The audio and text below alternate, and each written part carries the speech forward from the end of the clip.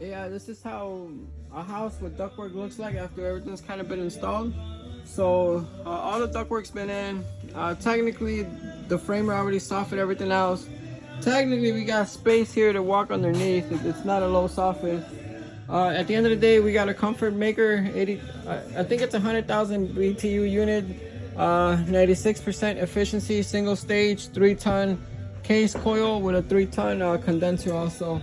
And then the copper line set, I ran it all the way over there with no cuts in between.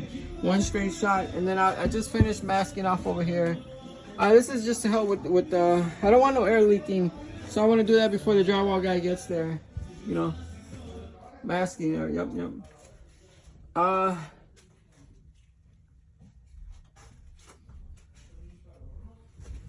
Yeah, so I just wanted to show you guys what it looks like before they close it up. This is 7747 South Rhodes. So look, I got my copper coming in through here. I ended up bending it, brought it over here, bended it again, over here, bended it, and then bend it one last time. So at the end of the day, I was able to do a 50-foot line set. Yeah, it's too dark. Well, anyways, there you go. It goes out about 2 feet.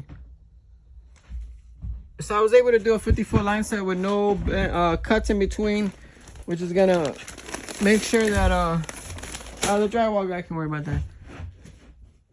Yep. So anyways, this is just an update for one property. Usually I try to keep, haven't been uploading, but I'll try to upload, guys. Show you guys what it looks like. And then same thing, there's a pan underneath, bricks underneath, anti-vibration shoes underneath. The filter is nice and snug. Service switch, drip leg, pump on the side. Technically, this is the monoxide detector, a light, and a switch, and an outlet actually.